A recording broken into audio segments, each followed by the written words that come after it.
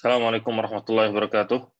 Alhamdulillahirabbil alamin wassalatu wassalamu ala asyrafil anbiya wal mursalin nabiyina Muhammadin wa ala alihi wa sahbihi wa man tabi'ahum bi ihsan ila yaumiddin. Ikhwata rahimani wa rahmakumullah. Insyaallah pada malam hari ini kita melanjutkan kajian kita dari Kitabut Tauhid allazi huwa haqqullahi 'alal 'abid.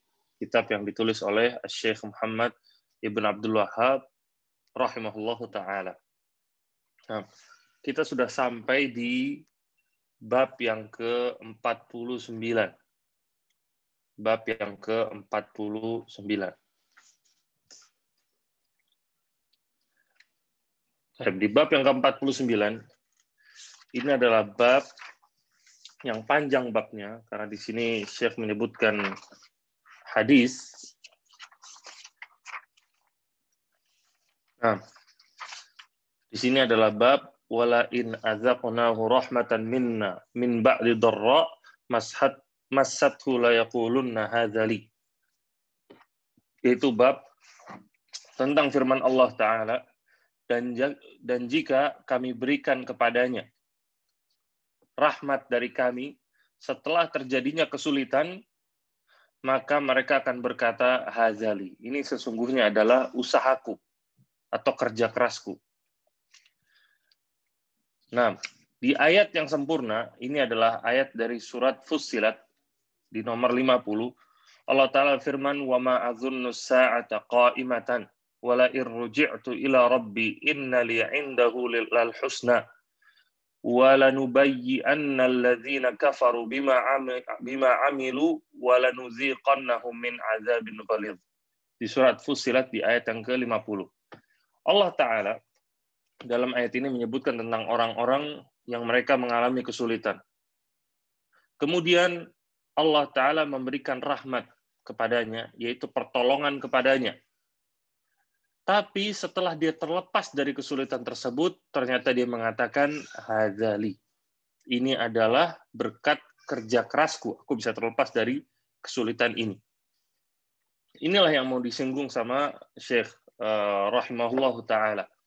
Di sini beliau menyebutkan beberapa tafsir dari para ulama tentang ayat ini. Qala Mujahid, yang pertama beliau menukilkan perkataan dari Mujahid. Yang mana Mujahid adalah seorang tabi'in, murid dari Ibnu Abbas rahimahullahu ta'ala. Mujahid berkata, hadza bi'amali wa ana mahququn bihi. Yaitu maksudnya seorang itu berkata, ya setelah dia ditolong oleh Allah, dia berkata, ini adalah milikku, ini adalah usahaku. Maksudnya adalah, kata Mujahid, hadza bi'amali. Itu aku terlepas dari kesulitan ini, itu karena usahaku. Wa ana mahququn bihi. Dan saya pantas mendapatkannya. Karena usahaku yang berat. Saya sudah kerja keras untuk menghilangkan kesulitan ini. Wa qala Ibnu Abbas. Kemudian Ibnu Abbas juga beliau mengatakan, yuridu min indi. Maksudnya adalah dia itu menginginkan bahwasanya ini adalah dariku, murni dariku, bukan dari orang lain. Kemudian wa qauluhu dalam surat Al-Qasas disebutkan juga ayat yang semisal dengan ayat ini. Firman Allah Ta'ala, qala inna ma utituhu ala ilmin indi, yaitu tentang Qarun. Ketika dia diberikan kenikmatan oleh Allah Ta'ala, dia mengatakan, sesungguhnya utituhu ala ilmin indi. Aku memiliki ini karena ilmu yang aku miliki, kata dia. Di sini Syekh menukilkan tafsir dari Qatadah. Qatadah mengatakan, ala ilmin minni biwujuhil makasib. Maksudnya adalah, aku memiliki ilmu, aku mendapatkan ini karena ilmu-ilmu yang aku miliki untuk mendapatkan harta. Karena aku pintar untuk berbisnis misalkan. Wa qala akharun ala ilmin minallah anni lahu ahlun. Wa hadza ma'na qali Mujahid utituhu ala syarafin. Nah, ini semisal semuanya. Kemudian kita lanjut ke hadis. Karena hadis ini panjang. Syekh di sini menyebutkan hadis dari Abu Hurairah radhiyallahu anhu, annahu sami'a Rasulullah sallallahu alaihi wasallam yaqul. Bahwasanya beliau mendengar Rasulullah SAW bersabda. Nah, hadis ini diriwayatkan oleh Bukhari dan juga Muslim. Nabi SAW bersabda, Inna salasatan min bani Israel. abros, wa aqra, wa a'ma.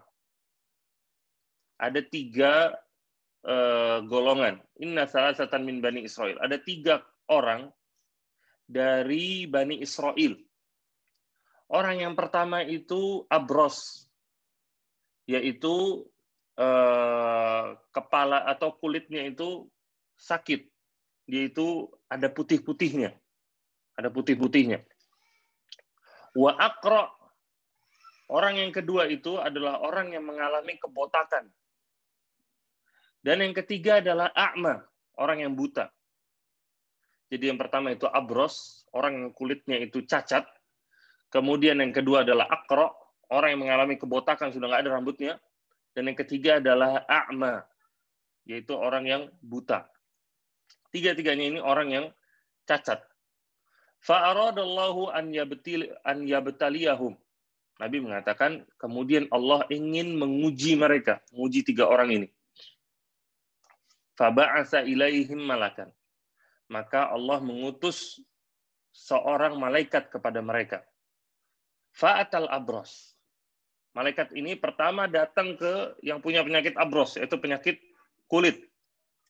Faqal. Lalu malaikat ini berkata kepadanya, ayyu syai'in ahabbu ilaika. Apa yang paling kamu sukai? Qal launun hasan wa jildun hasan wa yadhhabu anni alladhi qad qadhirani an-nasu bihi. Yang aku inginkan, kata orang yang sakit kulit ini, adalah warna yang bagus. Itu warnanya jangan bercak-bercak maksudnya. Wa jildun hasan, dan kulit yang bagus. Wa yadhhabu anni alladhi qad qadhirani an-nasu bihi. Dan penyakit ini hilang, yang bikin orang-orang menjauh dariku. Yang bikin orang-orang jijik dariku. Biar pergi semuanya. Qal famasahahu fadhahaba anhu qadharuhu fa'u'tiya launan hasanan wa jildan hasanan. Kemudian Nabi melanjutkan, lalu malaikat itu mengusap tangan orang yang kulitnya sakit ini, diusap sama dia. Tiba-tiba seketika hal-hal yang menjijikkan dari kulitnya itu hilang semuanya. Kemudian kulitnya menjadi kulit yang bagus dan warnanya pun bagus. Jadi bagus, sembuh penyakitnya, cacatnya hilang. Qal fa ayyul mali ahabbu ilaika. Kemudian malaikat itu berkata lagi, harta apa yang paling kamu inginkan? Qal al-ibil awil baqar. Dia katakan, saya mau seekor unta. Atau dalam riwayat yang lain, ini ragu perawinya, yaitu seekor sapi. Fa'u'tiya naqatan usyara. Maka dia pun diberikan seekor unta yang sedang hamil. Wa qala barakallahu laka fiha. Kemudian malaikat itu berkata, semoga Allah memberikan keberkahan atas untamu ini, atau dari untamu ini. Kemudian Nabi melanjutkan, qal fa'atal aqra. Kemudian malaikat itu mendatangi orang Yahudi yang mengalami kebotakan itu. Kebotakan karena cacat. Faqal ayyu syai'in ahabbu ilaika. Malaikat itu berkata, apa hal yang paling kamu inginkan? Qal sya'run hasan wa yadhhabu anni alladhi qad qadhirani an-nasu bihi. Orang yang mengalami kebotakan itu menjawab, yang saya inginkan itu rambut yang bagus. Dan supaya hal-hal ini hilang yang bikin orang-orang jijik dariku. Famasahahu fadhahaba anhu fa'u'tiya sya'ran hasanan. Kemudian diusaplah dia sama malaikat itu, lalu seketika hilang itu hal-hal yang bikin orang-orang jijik, dan dia tiba-tiba memiliki rambut yang bagus. Faqal ayyul mal ahabbu ilaika. Lalu malaikat itu bertanya lagi, harta apa yang paling kamu inginkan? Qal al-baqar awil ibil. Lalu dia menjawab, sapi atau unta. Fa'u'tiya baqaratan hamilan. Lalu dia pun diberikan seekor sapi yang hamil. Qal barakallahu laka fiha. Lalu malaikat itu mengatakan, semoga Allah Ta'ala memberikan keberkahan kepadamu atas sapimu ini yang sedang hamil. Lalu malaikat itu datang ke orang yang ketiga, yaitu kepada orang yang buta. Malaikat itu bertanya lagi, hal apa yang paling kamu inginkan, yang paling kamu cintai? Lalu dia menjawab, yang paling saya inginkan adalah agar Allah mengembalikan penglihatanku. Fa'ubsira bihinna, supaya aku bisa melihat orang-orang. Famasahahu faraddallahu ilaihi basarahu. Kemudian malaikat ini pun mengusap mata orang itu. Kemudian seketika Allah mengembalikan penglihatannya. Lalu malaikat itu bertanya lagi, kemudian harta apa yang paling kamu inginkan? Dia menjawab, seekor kambing, kata dia. Kemudian dia pun diberikan seekor kambing yang sedang hamil. Fa'anta jahadzani wa wallada hadza. Kemudian setelah berlangsung beberapa waktu, unta yang dimiliki oleh orang yang pertama, sapi yang dimiliki oleh orang yang kedua, dua-duanya sudah melahirkan. Kemudian begitu juga kambing yang dimiliki oleh orang yang ketiga, itu pun sudah punya anak. Fakana lihadza wadin minal ibil, wa lihadza wadin minal baqar, wa lihadza wadin minal ghanam. Orang yang pertama, yaitu orang yang sakit kulit, dia itu akhirnya memiliki satu lembah unta, yang tadinya nggak punya apa-apa. Kemudian orang yang kedua, orang yang tadinya cacat rambutnya, dia sekarang memiliki satu lembah sapi. Kemudian orang yang ketiga, dia memiliki satu lembah kambing. Kemudian, qal summa innahu atal abros. Kemudian Nabi melanjutkan, dan inti dari hadis ini. Nabi melanjutkan, kemudian malaikat itu kembali mendatangi orang yang dulunya sakit kulit, yang sekarang sudah sembuh. Fi suratihi wa hayatihi. Nah, dalam bentuknya sudah dia sudah bagus, sudah sembuh, sudah kaya raya sekarang. Faqal rajulun miskin. Qad inqata'at bil hibalu fi safari. Fala balagha liyal yawma illa billahi summa bika. Malaikat itu mendatangi orang itu dalam keadaan wujud miskin. Nah, malaikat itu bisa berubah wujud. Nah, sekarang dia mendatangi orang yang dulu sakit kulit itu dengan keperawakan yang miskin. Kemudian dia mengatakan, saya adalah orang yang miskin. Dan perbekalan saya untuk safar itu sudah habis, kata dia. Fala balagha liyal yawma illa billahi summa bika. Dan saya nggak bakal bisa menghabiskan hari ini kecuali dengan pertolongan Allah, kemudian pertolonganmu. As'aluka billadzi a'taka Allahu a'taka al-launal hasan wal jildan hasan wal mal ba'iran ataballagu bihi fi safari. Kemudian malaikat yang menyamar ini mengatakan, aku meminta kepadamu, atau aku meminta kepada orang, kepada zat yang telah memberikan kepadamu kulit yang bagus dan warna kulit yang bagus dan juga harta. Dan aku meminta ba'ir, itu seekor ba'ir, seekor unta kecil, supaya aku bisa melanjutkan perjalananku, kata dia. Cuma minta apa? Seekor unta kecil, seekor ba'ir. Faqal al-huquq katsirah. Kemudian dia menjawab, beban saya banyak, kata dia, nggak bisa. Kewajiban saya banyak. Maksudnya dia menolak, nggak bisa. Faqala lahu ka'anni a'rifuka. Kemudian malaikat yang menyamar ini kemudian mengatakan, menjawab, sepertinya saya mengenalmu. Alam takun abrasa yakzirukan nas. Kata malaikat itu, bukankah kamu dulu itu yang sakit kulit? Orang-orang itu semuanya jijik sama kamu. Faqiran fa'ataqallahu azza wa jalla al-mal. Dan dulu kamu itu orang fakir. Kemudian Allah memberikan kepadamu harta. Faqal inna mawarithu hadzal mal kabiran an kabir. Kemudian dia mengatakan, enggak. Sebenarnya saya mendapatkan harta ini dari bapak-bapak saya, kata dia. Dia berbohong. Faqal in kunta kadziban fasayyarakallahu ila ma kunta.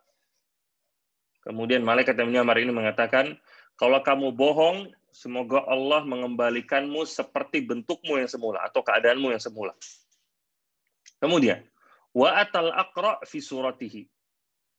Kemudian malaikat ini mendatangi orang yang dulunya mengalami cacat kebotakan dengan menyamar lagi. Faqala lahu mithla ma qala li hadza. Kemudian dia mengatakan kepada orang tadi seperti yang dikatakan kepada orang yang pertama. Wa radda alaihi mithla ma radda alaihi. Kemudian malaikat yang menyamar ini pun ditolak seperti dia ditolak oleh orang yang pertama. Faqal in kunta kadziban fasayyarakallahu ila ma kunta. Kalau kamu bohong, semoga Allah mengembalikanmu kepada keadaanmu yang semula. Qal wa atal a'ma fi suratihi. Kemudian yang terakhir, dia mendatangi orang yang dulunya buta dengan menyamar lagi.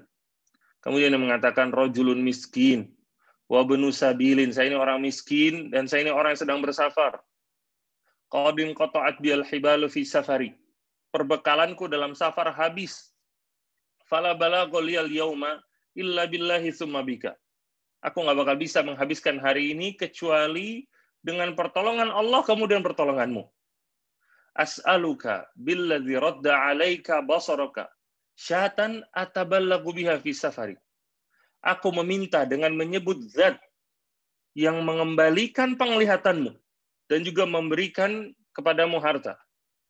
Aku meminta seekor kambing untuk aku bisa melanjutkan perjalananku. Kemudian orang yang dulunya buta ini menjawab, Qad kuntu a'ma faraddallahu ilayya basari. Dulu aku buta, kemudian Allah mengembalikan penglihatanku. Fakhudz ma syi'ta, ambil apapun yang kamu mau. Wada' ma syi'ta, dan tinggalkan apapun yang kamu nggak mau. Fa wallahi la ajhaduka bi syai'in akhadtahu lillah. Dan demi Allah aku tidak akan menghalangimu sedikit pun, kata orang ini. Faqal amsik malak.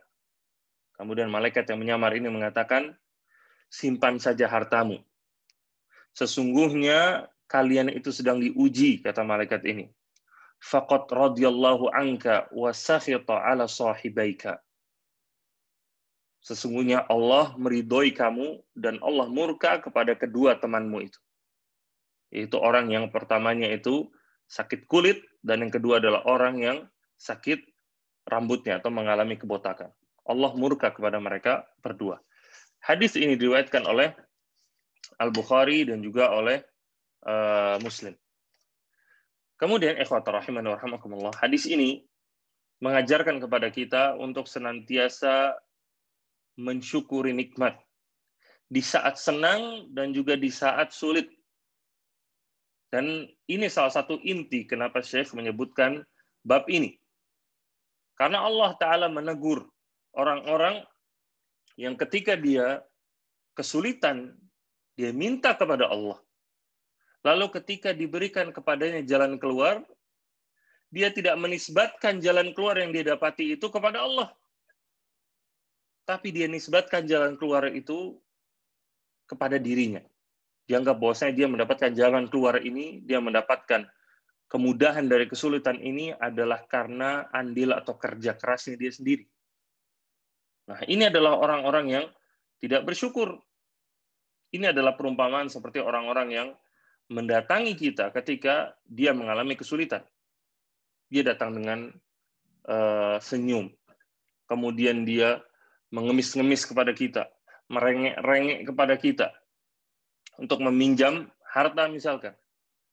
Dengan perkataan yang luar biasa lembut. Kemudian ketika dia dipinjamkan, dia lupa sama kita. Ketika dia sudah mendapatkan apa yang dia inginkan, dia lupa sama kita. Maka Anda melihat banyak kasus ketika orang meminjam, apa istilahnya kata orang-orang, dia itu seperti kelinci. Lucu. Kemudian ketika ditagih hartanya, dia jadi apa? Jadi singa katanya. Kenapa? Karena lupa.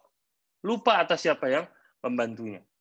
Dan ketika hal ini terjadi kepada sesama manusia, dan tidak ada manusia yang suka dengan orang-orang yang seperti ini, maka apalagi kepada Allah.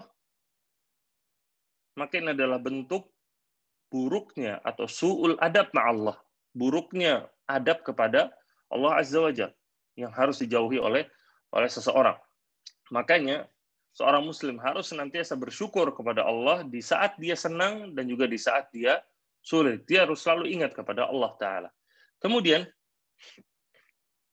hadis ini juga menjelaskan kepada kita bolehnya mengambil pelajaran dari kaum-kaum yang terdahulu. Di sini Nabi SAW menceritakan tentang orang-orang Bani Israel. Tentang orang-orang Bani Israel. Nah, Nabi SAW juga menyebutkan tentang kisah-kisah Bani Israel. Nabi menyebutkan, hadithu an Bani Israel wala haraj. Ceritakanlah tentang Bani Israel, dan jangan kalian tahan-tahan, jangan malu-malu, ceritakan aja. Kemudian Nabi melanjutkan, وَمَنْ كَذَبَ عَلَيَّ مُتَعَمِّدًا فَلْيَتَبَوَّأْ مَقْعَدَهُ مِنَ النَّارِ. Dan barang siapa yang berbohong atas namaku dengan sengaja, maka hendaklah dia mempersiapkan tempatnya di neraka. Nah, kemudian dari sini juga kita pahami, harta juga bentuk ujian dari Allah. Perhatikan di sini bagaimana Allah memberikan ujian kepada orang-orang Bani Israel ini dengan kesehatan dan juga dengan harta. Mereka sakit, diberikan kesembuhan. Mereka miskin, diberikan kekayaan. Dan judul dari hadis ini apa? Judul dari hadis ini, Nabi SAW menyebutkan, فَأَرَادَ اللَّهُ أَنْ يَبْتَلِيَهُمْ. Allah ingin menguji mereka. Kemudian di akhir hadis juga disebutkan di sini, Nabi menukilkan dari malaikat tersebut, فَإِنَّمَا ابْتُلِيتُمْ. Sesungguhnya kalian itu sedang diuji. Dan ujian yang ada dalam hadis ini, tentang apa? Tentang kesehatan dan juga tentang harta. Maka dari sini kita pahami, kesehatan yang kita miliki, kemudian harta yang kita miliki, itu harus selalu menjadi bahan introspeksi kita. Dan ini sudah kita bahas dalam pertemuan-pertemuan yang sebelumnya. Dalam artian ketika kita sehat, maka kita selalu introspeksi diri. Selalu bersyukur kepada Allah Ta'ala. Mempergunakan kesehatan tersebut di atas jalan yang benar. Atau mempergunakannya dengan baik. Dia pergunakan kala dia sehat itu di atas ketaatan. Dia beribadah kepada Allah Ta'ala. Atau dia lakukan hal-hal yang bermanfaat untuknya dan juga untuk keluarganya misalkan. Begitu juga berkaitan dengan harta. Hendaknya orang yang punya harta, dia mempergunakannya dengan baik. Karena bisa jadi itu adalah cobaan dan ujian dari Allah Ta'ala. Dia mengeluarkan haknya. Dia keluarkan zakat. Kemudian dia keluarkan sedekah. Dia bantu kaum muslimin. Dia keluarkan infak. Dia bantu orang-orang fakir miskin. Bantu orang-orang yang terlilit hutang. Bantu yang sedang membangun sekolahan misalkan. Bantu yang sedang membangun masjid misalkan. Bantu mereka. Itu namanya mempergunakan harta dengan baik. Dan itu salah satu bentuk rasa syukur kepada Allah Ta'ala. Karena seorang bersyukur kepada Allah bukan cuma dari lisan. Bukan hanya dengan mengatakan Alhamdulillah. Tapi dia bersyukur dengan hatinya, dengan lisannya, dan juga dengan perbuatannya. Dengan hati adalah dengan dia menisbatkan syukurnya ini atau nikmatnya ini kepada Allah Ta'ala. Dia sandarkan kenikmatan yang dia miliki ini kepada Allah. Bukan seperti Qarun, atau bukan seperti yang lain yang dia menisbatkan kenikmatan yang dia miliki itu kepada hasil kerja kerasnya dia semata. Maka ini bentuk rasa syukur. Kita sandarkan rizki yang kita miliki kepada Allah Ta'ala. Ini bentuk rasa syukur dari hati kita. Kemudian dari lisan, yaitu dengan mengucapkan Alhamdulillah. Dengan juga mengatakan bahwa rizki ini saya dapatkan dari Allah Ta'ala. Kemudian juga dia bersyukur dengan anggota badannya. Yaitu mempergunakan kenikmatan-kenikmatan tersebut untuk ketaatan kepada Allah Ta'ala. Maka ini adalah rasa syukur yang hakiki. Kemudian, ikhwatul rahimah wa rahimakumullah, kita lanjut ke bab yang berikutnya, yaitu bab yang ke-50. Yaitu bab qaulillahi ta'ala, bab tentang firman Allah Ta'ala, falamma atahuma salihah, ja'ala lahu syuraka'a fima atahuma, Fata'ala Allahu amma yusyrikun. Yaitu firman Allah yang disebutkan dalam surat Al-A'raf di nomor 190. Nah, di sini kita sebutkan dari ayat yang sebelumnya, karena ayat yang sebelumnya itu berkaitan dengan ayat yang disebutkan oleh Syekh di sini. Di ayat yang sebelumnya, Allah Ta'ala mengatakan, huwallazi khalaqakum min nafsin wahidah wa ja'ala minha zawjaha liyaskuna ilaiha. Allah mengatakan, dan dialah Allah yang telah menciptakan kamu dari satu jiwa. Wa ja'ala minha zawjaha, dan darinya diciptakan pasangannya. Liyaskuna ilaiha, supaya dia merasa senang kepadanya. Falamma taghasyaha hamalat hamlan khafifan famarrat bihi. Ayat ini mengisahkan tentang Adam dan juga Hawa. Yang mana Adam itu diciptakan, Hawa itu diciptakan dari Adam. Kemudian Allah mengatakan, falamma taghasyaha. Kemudian ketika Adam menggauli Hawa, lalu Hawa pun hamil. Kemudian berlangsunglah kehamilan itu dengan mudah. Falamma asqalat da'ullaha rabbahuma. Kemudian ketika kehamilannya itu bertambah berat atau menjadi berat, maka mereka berdua berdoa kepada Allah Ta'ala. Mereka mengatakan, la in ataitana salihan lanakunanna minasyakirin. Ya Allah, kalau engkau menjadikan anak ini, yaitu yang dikandungnya itu menjadi anak yang sempurna, yang bagus ketika lahir, niscaya kami akan menjadi orang-orang yang bersyukur. Falamma atahuma salihan ja'ala lahu syuraka'a fima atahuma. Lalu ternyata ketika anak itu lahir dalam keadaan sempurna, mereka berdua malah menjadikan sekutu atas apa yang Allah Ta'ala berikan kepada mereka berdua. Itu anak yang sempurna. Fata'ala Allahu amma yusyrikun. Dan maha tinggi Allah atas apa yang mereka sekutukan. Taib. Ayat ini, ikhwata rahimana wa rahimakumullah, adalah tentang Adam dan juga Hawa. Ceritanya atau sababun nuzul, atau cerita dari tafsir dari ayat ini disebutkan di sini oleh Syekh Muhammad bin Abdul Wahhab. Beliau menyebutkan di sini, qala Ibnu Hazm. Ibnu Hazm beliau mengomentari tentang ayat ini. Ittafaqu ala tahrimi kulli ismin mu'abbadin li ghairillah. Para ulama bersepakat tentang haramnya memberikan sebuah nama yang di situ ada bentuk penghambaan kepada selain Allah Ta'ala. Ka'abdi Amr wa Abdul Ka'bah wa ma asbaha dzalik. Seperti Abdu Amr atau hambanya Amr, wa Abdul Ka'bah atau seperti hambanya Ka'bah dan juga yang semisal dengan itu.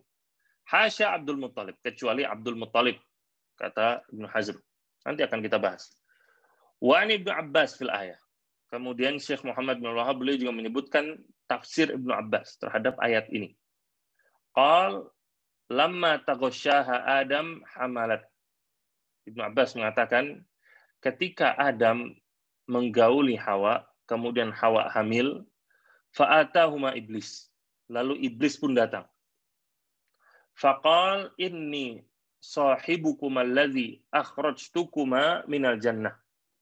Iblis mengatakan bahwasanya saya adalah sahabat dari kalian berdua yang dulu telah mengeluarkan kalian dari surga.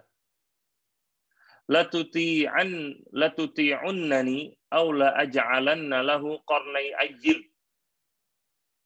Ini Hawa dalam keadaan hamil. Kemudian iblis mengatakan kepada Adam dan juga Hawa, kalian berdua harus mentaatiku, harus nurut kepadaku. Atau aku akan menjadikan janin itu atau bayi itu nanti memiliki tanduk seperti rusa. Fayakhruju min batnika fayashukkuhu. Kemudian bayi itu keluar dari perutmu dengan merobek perutmu nanti. Wala af'alanna wala af'alanna. Pasti akan aku lakukan, pasti akan aku lakukan. begini begitu. Ditakut-takutin Adam sama Hawa. Sammiyahu Abdul Harith. Iblis mengatakan, kalian berdua berikan nama anak itu yang nanti lahir, berikanlah nama Abdul Harith. Abdul Harith itu hambanya Al Harith. Fa'abaya an yuti'ahu fakharaja maitan. Kemudian Adam dan Hawa menolak untuk memberikan nama janin itu atau bayi itu dengan Abdul Harith. Ternyata ketika lahir, bayi itu sudah mati. Summa hamalat fa'atahuma aidan faqala mithla qawlihi. Kemudian Hawa hamil lagi. Iblis datang lagi mengatakan seperti yang dikatakan di awal tadi. Fa'abaya an yuti'ahu fakharaja maitan. Adam dan Hawa menolak lagi taat, nggak mau. Ternyata pas lahir mati lagi. Summa hamalat fa'atahuma fadzakara lahuma fa'adrakahuma hubbul walad. Kemudian di kali ketiga Hawa hamil lagi. Iblis pun datang lagi dan menyebutkan kepada mereka berdua yang seperti disebutkan sebelumnya. Dan kali ini Adam dan Hawa merasa kasihan. Yaitu merasa cinta sama anak ini, jangan sampai anak ini keguguran lagi, itu keluar sudah mati lagi. Fasammayahu Abdul Waris. Kemudian anak itu lahir dalam keadaan hidup, diberikanlah dia nama Abdul Harith oleh Adam dan Hawa.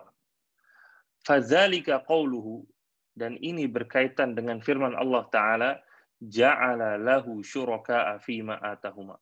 Adam dan Hawa menjadikan sekutu atas apa yang telah diberikan kepada mereka berdua. Hadis ini diriwayatkan oleh Ibn Abi Hatim.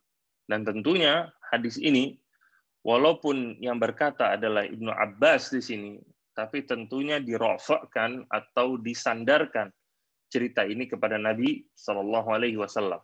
Dikarenakan nggak mungkin Ibnu Abbas mengetahui dari ilmunya sendiri tentang kisah ini. Makanya ini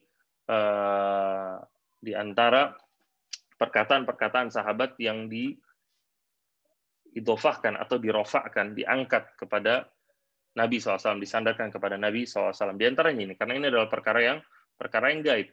Di antara perkara gaib atau perkara yang akan terjadi di masa yang akan datang atau di padang mahsyar atau tentang keutamaan sebuah ibadah. Nggak mungkin sahabat mengarang begitu aja. Dan nggak mungkin dia mengabarkan tentang sesuatu yang dia nggak ketahui. Karena para sahabat tidak tahu tentang perkara yang gaib. Makanya hal-hal seperti ini, para ulama mereka merofakkan atau menyandarkan kisah-kisah seperti ini kepada Nabi SAW secara langsung. Walaupun yang menyampaikan adalah Ibnu Abbas. Nah, kemudian kita lanjutkan. Walahu bisanadin sahih an Qatadah. Dan juga hadis dari Qatadah, syuraka fi ta'atihi wa lam yakun fi ibadatihi. Dan maksud dari sekutu, yaitu Adam dan Hawa menjadikan sekutu bagi Allah dalam ayat ini, maksudnya sekutu di sini adalah sekutu dalam ketaatan, bukan sekutu dalam ibadah, kata Qatadah. Lalu, walahu bisanadin sahih an Mujahid. Mujahid juga mengomentari tentang ayat lain ataitana salihah. Ketika Adam dan Hawa tadi berdoa kepada Allah, ya Allah, kalau Engkau memberikan kepada kami anak yang sempurna. Qal asfaqa alla yakuna insana. Adam dan Hawa mengatakan doa ini karena mereka berdua takut ini bayi yang keluar bukan dalam wujud manusia. Karena tadi sudah ditakut-takutin sama iblis. Bahwasanya nanti yang lahir akan ada tanduknya seperti rusa, bahkan sampai nyobek perutnya Hawa nanti. Karena itu Adam dan Hawa mereka berdoa kepada Allah supaya diberikan anak yang sempurna. Kemudian wa dzakara ma'nahu 'anil Hasan wa Sa'id wa ghairihima. Nah, ini pun disebutkan secara maknanya juga oleh Al Hasan Al Basri dan juga yang lain. Kemudian ikhwat rahiman rahimakumullah, dari kisah ini kita bisa pahami yang pertama larangan memberikan nama penghambaan. kepada selain Allah Ta'ala. Contohnya di sini adalah Abdul Haris.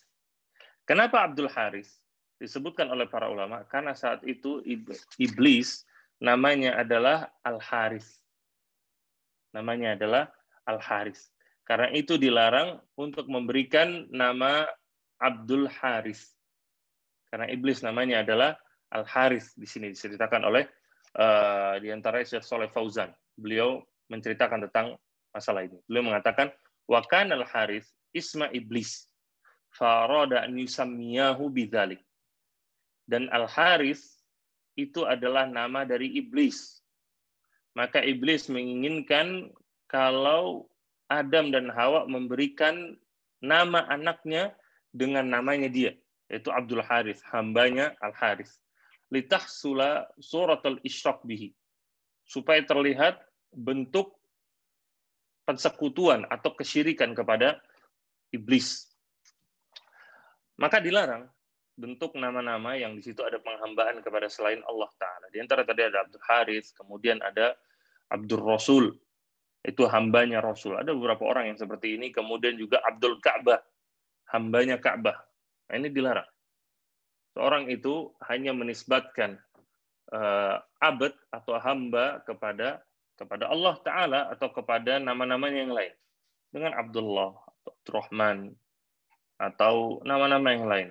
Abdul Jabbar misalkan, atau Abdul Bari, Abdul Qawi, dan yang lain-lain. Selanjutnya juga yang kedua, syirik juga bisa terjadi dalam penamaan. Walaupun tidak dimaksudkan yang sebenarnya. Maksudnya apa? Adam dan Hawa, mereka tidak beribadah kepada iblis. Tidak. Tapi ini sekedar penamaan. Dan Adam serta Hawa, mereka mengakui tentang rububiyah Allah, dan mereka pun beribadah kepada Allah Ta'ala. Mereka kenal, ya jelas tahu siapa Allah Ta'ala, dan mereka beribadah hanya kepada Allah Ta'ala. Tapi di sini hanya sekedar penamaan. Dikarenakan mereka khawatir akan keselamatan dari anaknya. Karena mereka ditakut-takuti oleh iblis. Dan ini merupakan juga bentuk kesyirikan. Karena Allah Ta'ala mengatakan di sini kepada mereka, atau dalam firman ini, mereka berdua telah menjadikan sekutu-sekutu fima atahuma, atas apa rizki yang telah aku berikan kepada mereka. Fata'alallahu amma yusyrikun. Dan maha tinggi Allah atas apa yang mereka sekutukan. Nabi Allah Ta'ala mengatakan di sini sebuah sekutu, yaitu kesyirikan. Maka ini juga perkara yang dilarang. Menunjukkan kepada kita, namanya perbuatan syirik bukan cuma sujud kepada selain Allah, bukan cuma sujud, bukan cuma ruku, bukan cuma bentuk dari anggota tubuh, tapi juga dari lisan, dari sekedar perkataan. Betapa banyak perkataan yang dia itu merupakan sebuah kesyirikan dan merupakan sebuah dosa besar. Seperti perkataan bahwasanya Allah memiliki anak. Ini sebuah perkataan. Sebuah perkataan yang ringan yang keluar dari lisan. Tapi ini adalah sebuah perkataan yang berat. Makanya Allah Ta'ala menyebutkan juga dalam Al-Quran bahwasanya gunung itu hampir hancur. Hanya karena sebuah perkataan ini saja. Namanya perkataan itu ada suatu hal yang berbahaya. Dan juga sebuah penamaan di sini. Dilarang bentuk penamaan yang isinya ada penghambaan kepada selain Allah Ta'ala. Kemudian yang terakhir, pemberian anak yang sempurna adalah di antara nikmat besar yang harus disyukuri. Ini juga hal yang penting. Hendaknya seorang itu bersyukur kepada Allah ketika dia sudah diberikan anak yang sempurna. Jangan dia merasa sombong diri, jangan dia menisbatkan rasa atau kesempurnaan anaknya ini kepada dirinya sendiri. Anak gen saya bagus misalkan, karena saya ini ganteng, anak ibunya itu cantik misalkan, jangan. Maka dia bersyukur kepada Allah Ta'ala telah diberikan anak yang sempurna. Nah, semoga Allah Ta'ala senantiasa menjaga kita dari syaitan dan menjadikan anak-anak kita menjadi anak-anak yang saleh dan juga yang salihah. Nah, aku qouli hadza, insyaallah akan kita lanjutkan di hari Ahad, insyaallah kita akan masuk bab tentang nama-nama dan sifat-sifat Allah Ta'ala di sini singgung. Kemudian juga bab la yuqal salamu ala Allah. Kemudian juga bab-bab yang lain. Mungkin insya Allah kita di pertemuan selanjutnya akan mengambil mungkin 2 sampai 3 bab. Atau mungkin 4 bab mungkin insya Allah. Karena babnya bab yang pendek-pendek semuanya. Insya Allah Ta'ala semoga Allah Ta'ala mudahkan. Wallahu ta'ala alam. Wassalamualaikum Muhammad wa ala alihi wa sahbihi wa atba'ihi bi ihsan. Wassalamualaikum warahmatullahi wabarakatuh.